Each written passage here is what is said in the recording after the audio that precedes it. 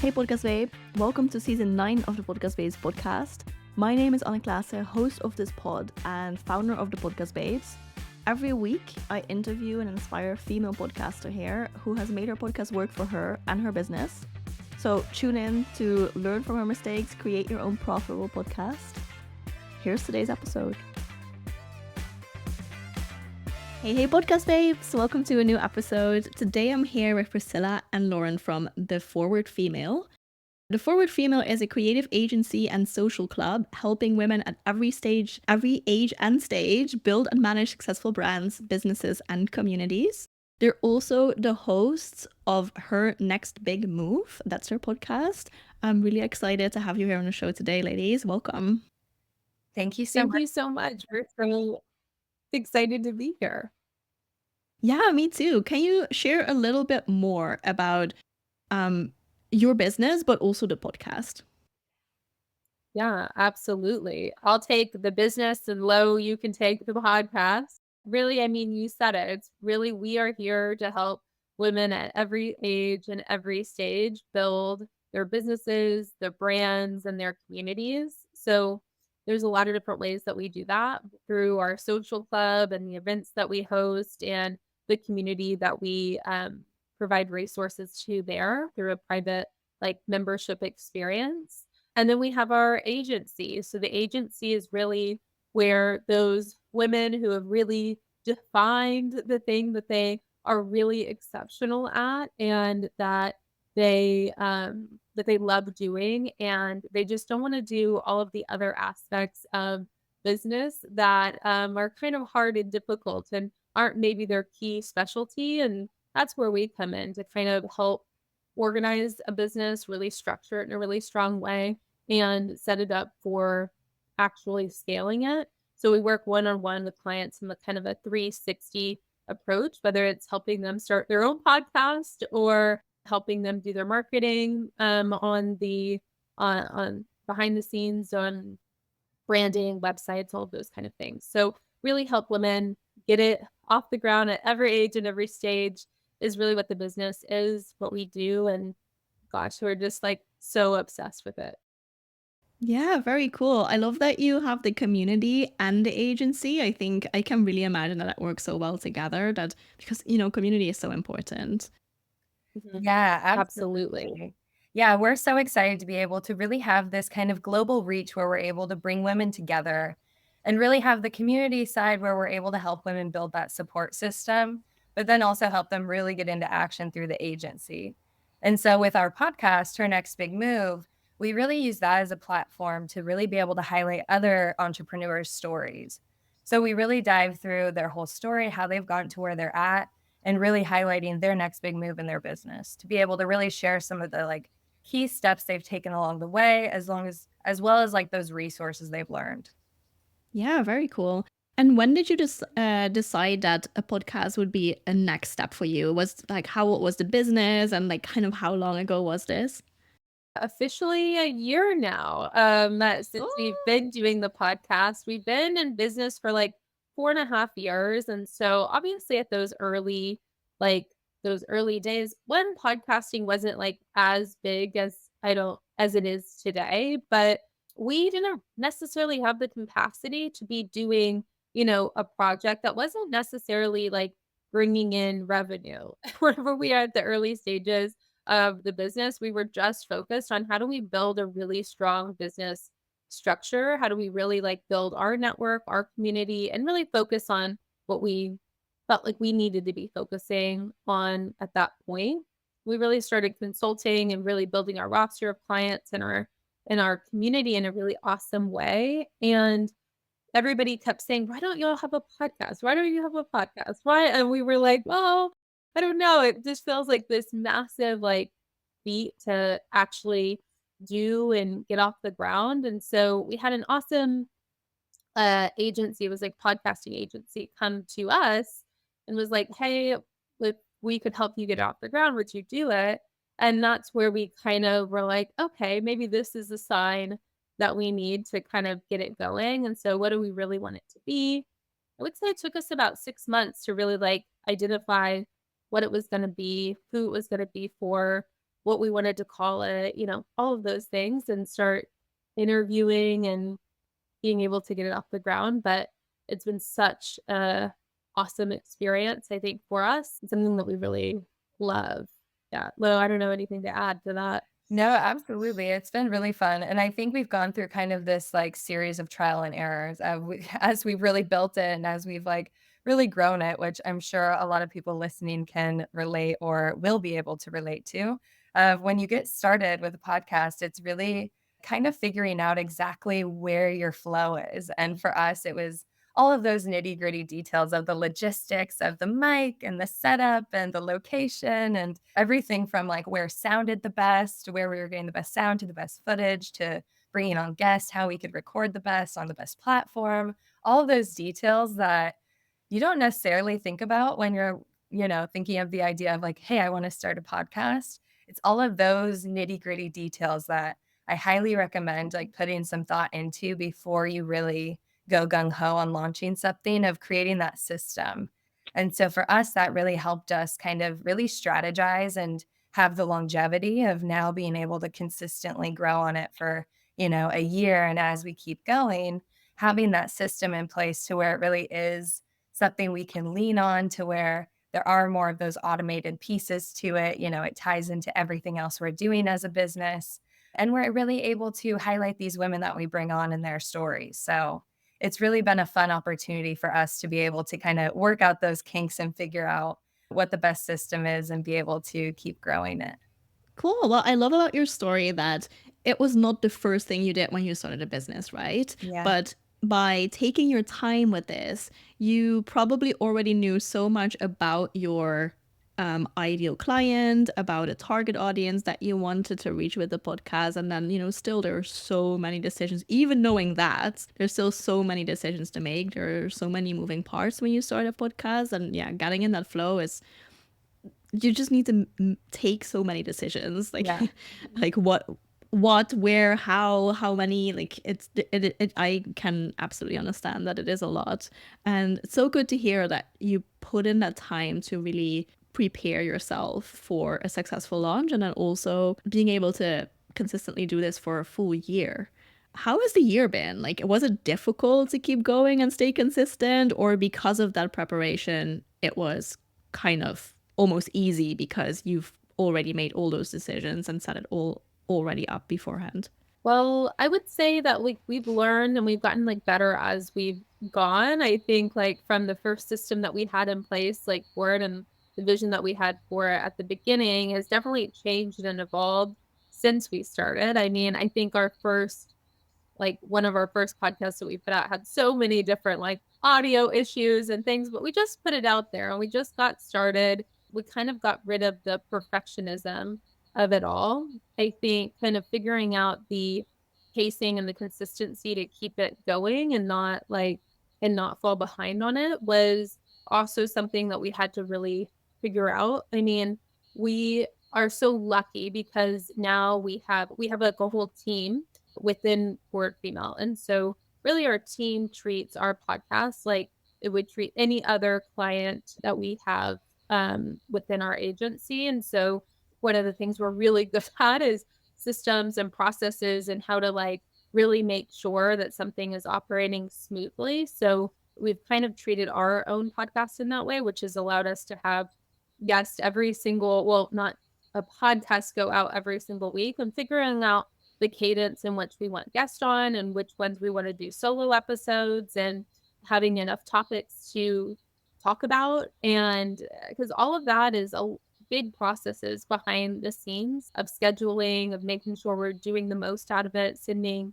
gifts to every like person that we have on the podcast. And it's been this awesome platform that whenever we're out in the world and we're meeting so many incredible women that are doing incredible things, we have this space that we can bring them to and have an awesome conversation, that then we can share that awesome conversation with the world through the podcast. So that's kind of like how we see it.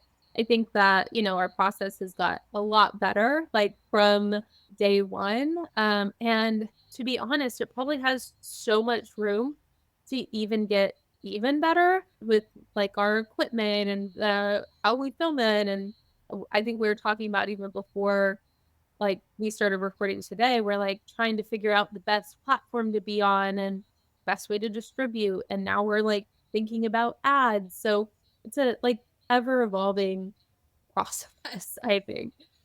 Yeah. I mean, that's the fun part about podcasting, I think, that Yeah. I mean, it's kind of the fun part, but it can also be the scary part. There's always more to do, right? There's always a next step. So then, which way do you go? But it can also be really exciting because, yeah, then you can think about ads and, like, I don't know, like making some tweaks here and there.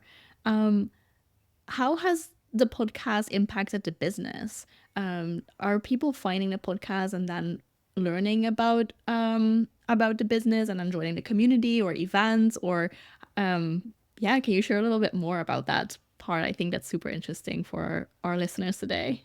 Yeah, absolutely. The podcast has been a really great bridge builder for us to not only be able to build these relationships with these other amazing entrepreneurs that we're highlighting and that we're really getting to know too as like friends and on a personal level, but also being able to connect our listeners to that knowledge, to that insight.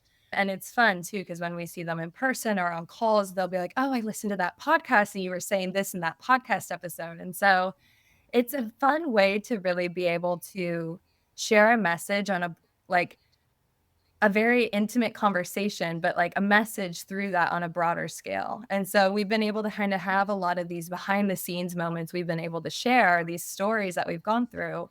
And it's really been a place for us to get very vulnerable with our audience and be able to not only share, all the tips and like the experience and all of that, but really be able to get real and authentic with the struggle and like the challenges we've gone through. And so for us, it's really been able to serve in a lot of different purposes, I would say, of like being able to share those messages, that insight, that wisdom, if you will, but then also being able to build those relationships of having these amazing women on, being able to highlight them, and truly just being inspired by them. And so building those relationships too. Yeah, and I would say, off of that, it's like there's certain aspects to different things that you do in business that serve different purposes. And so whenever we started the podcast, it wasn't like we were starting it and we were going to immediately be like tracking ROI on it. That wasn't like the purpose that it was serving for us, at least. And everybody's so different. So we weren't tracking per podcast episode we're putting out. And we still don't do this of like, do we get, a new client or do we get like new community members? I think inevitably we probably do because we are building authentic relationships, which has been this awesome platform to be able to do that, like Lo was saying. And through what we find, at least with our business, is that those authentic, real relationships are what build really successful businesses. And so for us, like being able to continue to grow our internal circle has inevitably like allowed us to grow our business. Yeah, exactly. Yeah, I get the question a lot, like how do you know if a new client came from the podcast or how did they find you, right? But how we see it here at the podcast base is that the podcast is one touch point, like one of many touch points, right? And as a client, when I look at someone's business and I am considering to work with them, I look at their social media, I look at their podcast, I look at their YouTube, I consume content, I see what's available, what's their tone of voice, does this all resonate? And then I go through a lot of different pieces of content to then eventually be like, you know what, I think this would be a great fit for me. And then what's the one piece of content that made me make the decision? Who knows? Like, I don't even know, right? I don't think it's really one piece of content, but it's just the overall brand. And I think podcasting fits so perfectly in that because it's what you said, Lauren, that you can have deeper conversations, you can really share deeper insights because it's also long form content, right? People hear your voice, they might even see you when you do video podcasts. So that's just really, really powerful. And I think it's also, I like hearing that you have really realistic expectations from the podcast, right? That it's not like, okay, well, we're going to launch this and let the clients come. I mean, sometimes that happens, but I like that you're really focusing on building the deeper relationships and connections and letting that be the purpose of the podcast. I think that's really cool. I think it's like P kind of was saying of like getting really clear on your goals and your intention of going into something. And I think for podcasts, most of the time, right, until you build it to the point where you're selling ads and it is a revenue funnel, that it's more of a marketing funnel. It's more of this brand exposure moment and it's a relationship builder, it's marketing. It's not necessarily converting. It's more of just building that brand awareness. And so I think too, that's like getting really clear of like, okay, it can be a funnel and then maybe you're directing them to buy something or to X, Y, and Z, but it doesn't necessarily have to have that conversion and that you can look at it in that way too. Yeah. So Yeah, exactly. I absolutely agree. So, in the past year of podcasting, has there been anything that you have tested out and that just worked really well? Like, do you have any secrets to share? I have a few. I'm sure there's a lot, like on both sides, like things that have worked well and things that haven't. I'll kick it off and then P, we can popcorn it back and forth. I think one of the things that's worked really well for us is, like I was kind of saying, setting up a system, but also within that batching our content. And so we'll plan a day where usually we do like Fridays to where we have kind of the consistency and we'll batch out our content to where that way we already know ahead of time, okay, this is going to be a recording day. We can kind of get into that mindset and that head zone. And then we really have everything laid out and it's very strategic versus just randomly recording and then trying to make sure we have one every week. We really have a system to it. And so that's one thing I would say has really helped us. We've learned. I love batch recording. Really good one. Yeah. Yeah. I would say off of that, our equipment we struggled with at the beginning. It was trying to decide we didn't want to invest like a ton of money into it, like especially because we weren't building it in a way that we knew was necessarily going to like make us that return on the investment that we were putting into it. So we were trying to be really strategic with how much we were putting into it. So we really only bought like a couple. I think Lauren already had like that Yeti microphone, and then we bought an additional one for like recording, and we bought a couple wires like that could connect like her DSLR camera to the recording to our computers to where we could get like a higher quality of video.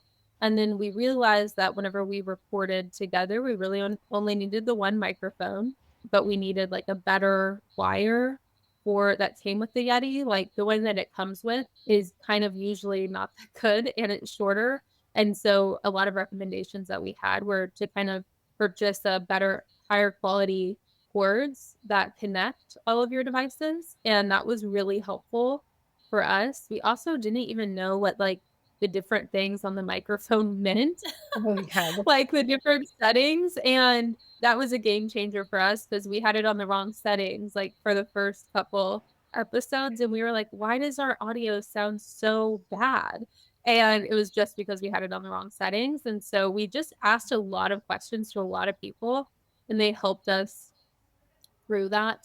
So on equipment level, I think we've kind of honed in and that's really worked for us. Yeah, it absolutely makes sense. Yeah. I would say the other thing too that we've like figured out that's really worked is we came up with like a Google form that we got all of the information from our guest. So our team, when they schedule like an interview, they send the guest over the form and that's where we collect their headshots, their bios, like any questions that they want to go over, their mailing address, because we send every one of our guests like a thank you gift. And then it's all stored in one place for every guest we've ever had. And that's been really useful for us. Yeah, absolutely. I think that's also the systems, right? I absolutely agree. I remember when I didn't do that when I started, it was so much emailing back and forth. Then you have the day, and then like I always had after recording the episode, I had no headshots. This happened for like I don't know weeks until I was like, you know what, there must be a better way. Yes. Yeah, it really is all those learning curves in the beginning. We figured out those things quickly. And I think too, like I was saying, of being really clear on what your goals are. For us, it really was a relationship builder and a way for us to be able to have more of that brand exposure, connect with a wider audience. And so for us, sending even a thank you gift, just a little, we'll send like a mug and a hat, or like just like a little like something. So that way it's another brand exposure moment, but it's going towards our goal of exposing the brand and really building the relationship. And so I think it's just always coming back to your goals too. Yeah, I love hearing how strategic and intentional you are with this. I think that's really cool. That's really impressive. And I think we can definitely take that away from today, just like thinking through all these, you have so many options with a podcast. So then why do you actually do this? What's your intention? Like, what is your goal? And then taking the steps to really prioritize that as well. Like when it is a relationship builder, it makes a lot of sense to send a gift after recording together. If, your goals are different, maybe it doesn't make sense, but you have to have that super clear. Anything else you would like to add? Ooh, I feel like there's a lot of probably we touched on a lot today. And I think overall, that's kind of what I would want to leave everyone with is get really clear, get their goals set and start with the why, begin with the end in mind of why you're doing it. What is the end goal you're trying to get to? But also don't like put yourself into this like overwhelm where you are all of a sudden paralyzed and don't start. So I would say get clear, get strategic, put some thought into it, but then get started because it's never going to be perfect. It's never going to be like, the best one you've ever done because you just started. So that would be my biggest Yeah. piece of advice is like, just start and then you can work through the kinks. Yeah, absolutely. I think that's really great advice. Do you think that every business owner should have a podcast? What's your opinion on that? No, No. I don't. No, but P, I'll let you answer this. No, I don't either. I think it really, is only if it really makes sense to what you're doing and what your goals are. I think what Lo was saying was very key. It's, what are your goals? What are you looking to get out of it? And if podcasting is a medium in order to achieve those, then great. Maybe it's like a really great avenue for you to go, but maybe you're best to put your time, energy, effort, money into a different avenue that could get you a bigger result. So, this is, what we tell our clients like all of the time because it's not just us like doing a podcast. We're working with so many women every single day that are analyzing their businesses, analyzing what they want to be doing and understanding what their goals are and then deciding how they're going to decide to reach them. Every business is so beautifully unique and different, and from the goals to the strategy to reach there. So maybe it's podcasting, maybe it's Instagram Reels, maybe it's TikTok, maybe it's email, maybe it's a combination of a few of those different things based on the time, energy, effort, and money that you are able to put into it is kind of how to make that decision, I think, at the end of the day. Yeah, I agree with you. I would also say that it can be too early to start a podcast. It sounds so sexy, right? Like, oh, I'm going to start a podcast and we're going to launch this channel. But I think if you're not entirely clear on your target audience or your messaging, then it's probably too early. I mean, you can start a podcast and use it for market research. You can use it in your market research to see what people relate to, what episodes do well, what kind of content does well. But it is a lot of effort that goes into a podcast if you're going to use it for market research. So I would often advise against that because there are other more efficient ways to do that, I think. But yeah, no, I absolutely agree. It's not for everyone. It's not for every business. It doesn't make sense for every business. And then also it can be too early. So if you're not super clear, like your story was really like you started a business and you took years. I think it was about like 3 years into the business before you started working on a podcast, right? Yeah, you were probably really clear on what you offer, what your unique selling points are, what your clients liked about you and the business and everything. And that makes life a lot easier when you start a podcast for sure. Yeah, absolutely. And one other nugget that I'll leave it with is that if you are looking for that like market research, something we talk about a lot is like finding your mentors, right? And a lot of times they can be your silent mentors where you've never met them, you're not even necessarily having conversations with them, but you're studying them, right? You're looking towards people that are already doing what you would like to be doing successfully. So in the podcast scape, look at people that already have a podcast that is in your category that's doing something similar, and take the bits of inspo that work for you. Obviously, don't copy people, but like get the inspo that you need from each person and get your kind of round of mentors or advisors around you that you can kind of look towards. But yeah, I think it goes back to, like we've been saying, of get clear on your goals, and don't rush it, but make sure that you're taking step towards that goal, whether it's a podcast or something else. But just getting that clarity, I think, is how you move forward faster. Absolutely. Great advice. Thank you both so much for coming on the show today. Can you share where people can find you and the podcast? Absolutely. You can pretty much find us anywhere. If you just search Forward Female, you're going to find us, and you'll find the podcast for Next Big Move through that medium. We're everywhere where you can find podcasts. And we're on Instagram at For Next Big Move and at Forward Female. Perfect. We'll also add all the links to the show notes. So when you're listening, you can go to the show notes, click the links there. Make sure to follow Forward Female because I think it's really interesting what you do. And I think, especially for our audience today, female business owners, it's perfect. So make sure to give them a follow.